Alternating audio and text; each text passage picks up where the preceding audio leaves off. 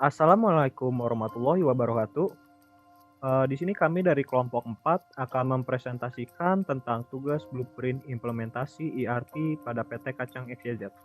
Sebelum kami memulai presentasi, saya akan memperkenalkan terlebih dahulu anggota kelompok kami.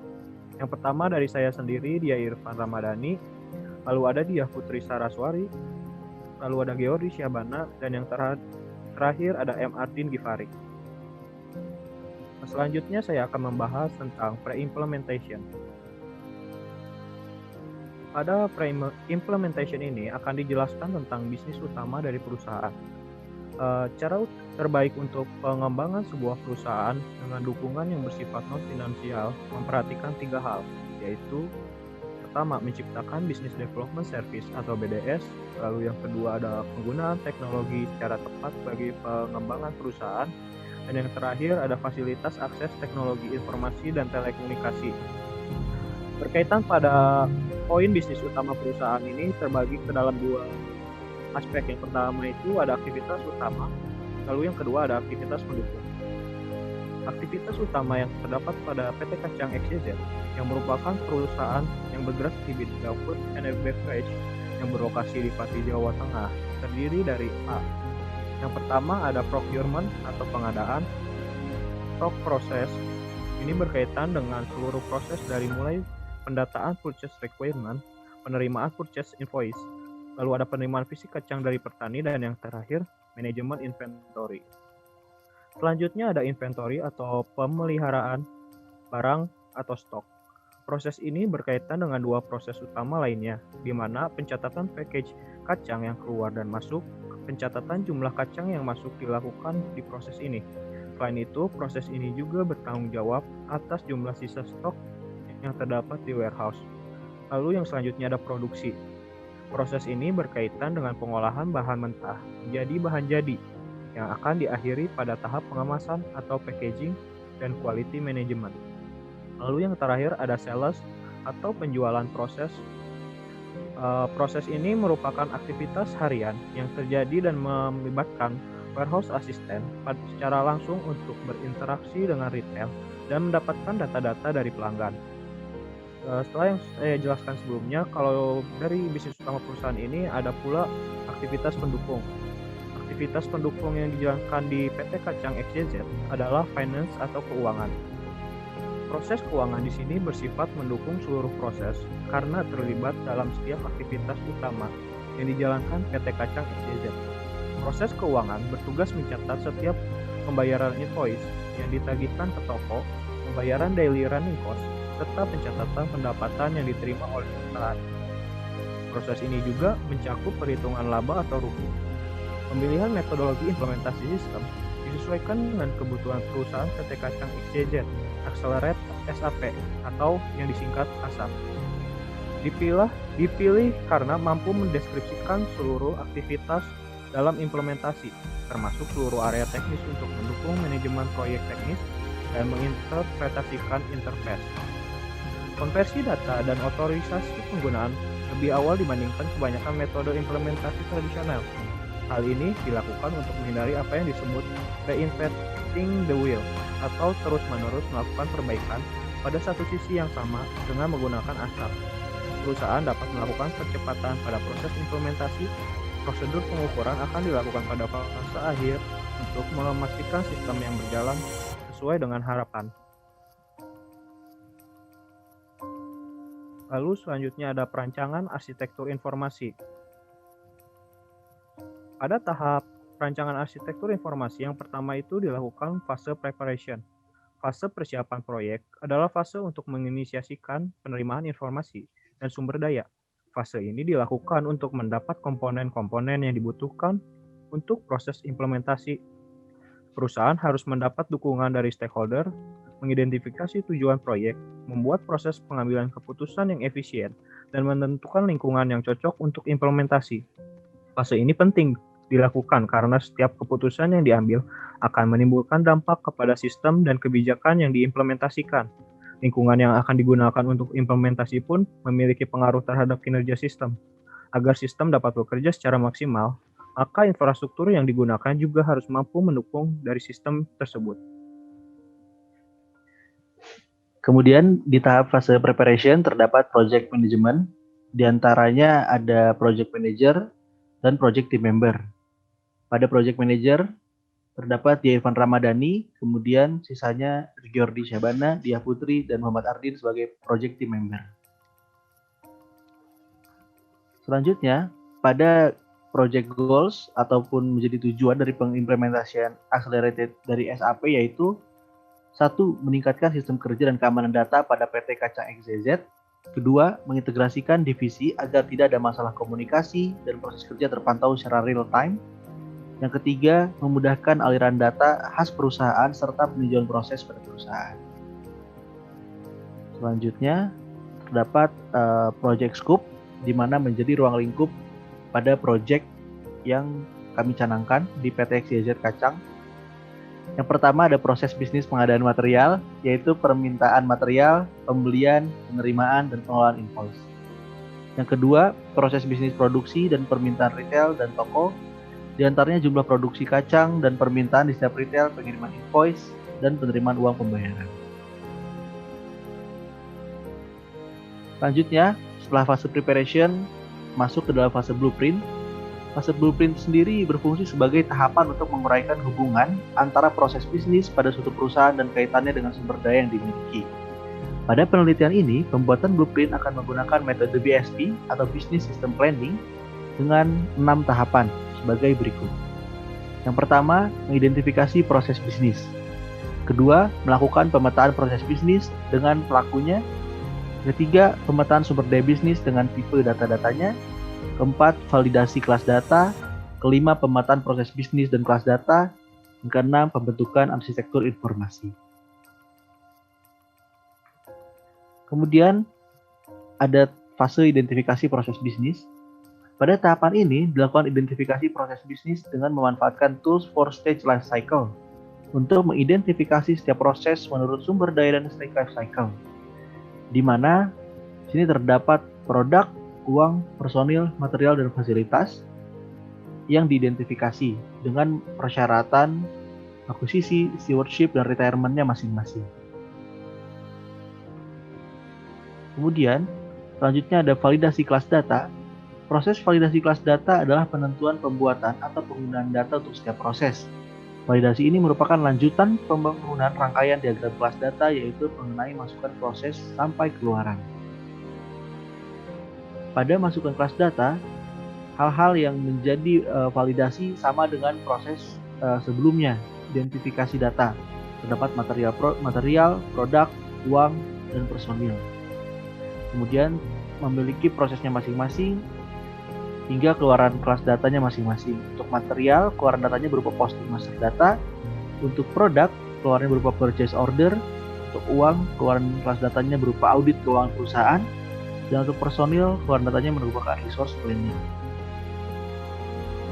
Kemudian ada fase pendefinisian kelas data. Mendefinisikan setiap kelas data berikut bagian data pendukungnya karena merupakan dasar pembentukan arsitektur informasi. Berikut adalah tahap pendefinisian kelas data dengan cara pengelompokan data dari setiap masukan kelas data atau kelas data yang menjanjikan kelas data seperti pada tabel berikut. Yang diamati masih sama, material, produk, uang, personil, fasilitas. Bagian data untuk material terdapat 4 jenis. Ada nama material, ID material, source material, dan pemasok. Kemudian untuk produk, ada nama produk, ID produk, status produk, hingga tanggal produksi. Untuk uang, terdapat pembagian antara cash flow dan invoice. Untuk personil, terdapat nama, ID personil, alamat, status, dan shift kerja. Sedangkan untuk fasilitas, terdapat alamat pabrik, data fasilitas pendukung, dan data peralatan. Kemudian, untuk arsitektur informasi berfungsi untuk melihat data apa saja yang terbentuk pada suatu proses bisnis. Data yang telah terbentuk juga dapat dilihat realisasinya terhadap proses bisnis lain. Berikut gambar dari arsitektur informasi, di mana dari kelima bagian data, dari personil, uang, produksi, inventory, dan procurement memiliki keterhubungan dan keterikatan satu sama lain. Baik, selanjutnya ada fase implementasi. Pada fase implementasi, yang pertama ada realization, yaitu fase ini merupakan tahapan instalasi software, pengisian data awal perusahaan, pengisian master data, dan proses migrasi data. Selain itu, akan dijelaskan mengenai sistem yang akan mendukung user dalam proses kerja. Pemetaan master data dan chart of account akan dijelaskan untuk setiap modulnya yang akan dipetakan pada tabel berikut. Seperti lihat pada tabel di samping, modul forecast ini terdiri dari master data, ada vendor master, item master, outstanding due, vendor masternya ada nama, alamat, kontak person, terus item master ada nama, unit price, dan outstanding due ini ada rincian hutang perusahaan kepada vendor atau petani. Pada modul inventory management ada master datanya itu ada item master, di mana pada item master ini ada nama dan unit price. Lalu pada modul production terdiri dari master data production, yaitu ada tanggal, batch, production plan, and process order. Selanjutnya di production ini ada master data itu ada resource, quality, dan management. Pada modul yang selanjutnya ada sales, di mana ada dua, item master, dan customer master. Dan yang terakhir ada modul financial management, terdiri dari general ledger, customer master, dan vendor master. Berikut adalah ada pemetaan chart of account, di mana account cash dan bank itu type-nya itu sama cash or bank. Di cash ini ada sales receipt, ada payment, terus pada bank ini ada sales receipt, forecast payment, dan payment. Pada account receivable IDR itu type-nya itu account receivable. Modul yang terlibat itu ada sales invoice, ada sales receipt, terus ada account persediaan barang dagang, di mana type-nya ini sendiri adalah inventory. Terdiri dari modul yang terlibatnya itu ada purchase invoice, delivery order, dan sales invoice. Lalu yang kelima ada account payable IDR-nya. Type-nya ini adalah account payable, terdiri dari purchase invoice dan purchase payment. Yang keenam ada penjualan, ketujuh ada pendapatan jasa, potongan penjualan, dan yang kesembilan ada sales term discount, atau pada tab ini keempat ini memiliki type yang sama, yaitu revenue. Masing-masingnya itu modul yang terlibatnya itu adalah sales invoice. Lalu yang selanjutnya ada COGS, yaitu termasuk tipe cost of goods sold, atau yang modul yang terlibatnya ada sales invoice. Yang selanjutnya ada biaya pemasaran umum dan ADM, tipenya expense, biaya umum dan administrasi sama expense, dan beban utility ADM sewa dan lainnya expense juga, dan repair dan maintenance expense tipenya sama expense. Yang terakhir ada biaya di luar usaha, yaitu memiliki tipe order expense, modul terlibatnya itu payment CL. Selanjutnya masih dalam realization, yaitu setelah dilakukan pengisian master data dan chart of account, maka proses migrasi data dilakukan untuk memindahkan data dari sistem lama ke sistem yang baru. Perpindahan data dari sistem lama mencakup jumlah stok barang yang dimiliki oleh perusahaan. Jumlah stok ini diinput melalui purchase invoice sebagai history opening stock milik toko. Setelah semua data sudah siap untuk digunakan, fungsi-fungsi sistem akurat dipetakan terhadap fungsi yang dijalankan pada perusahaan. Petan ini digambarkan pada tabel di samping. Terdiri dari menu setup, forecast, production, inventory, sales, master data, dan finance. Lalu selanjutnya ada final preparation. Pada fase ini akan dilakukan uji coba fungsional pada sistem dan mengecek apakah output yang dihasilkan sudah sesuai dengan hasil yang diharapkan. Bisa dilihat pada tabel sebelah. Skenario yang sudah dibuat dalam forecast ini ada tiga skenario, yaitu yang pertama ada membuat forecast order, yang kedua ada membuat receipt item berdasarkan PO, dan yang ketiga ada membuat forecast invoice berdasarkan PO atau receipt item. Itu statusnya semua berhasil. Lalu yang kedua ini skenario dalam production.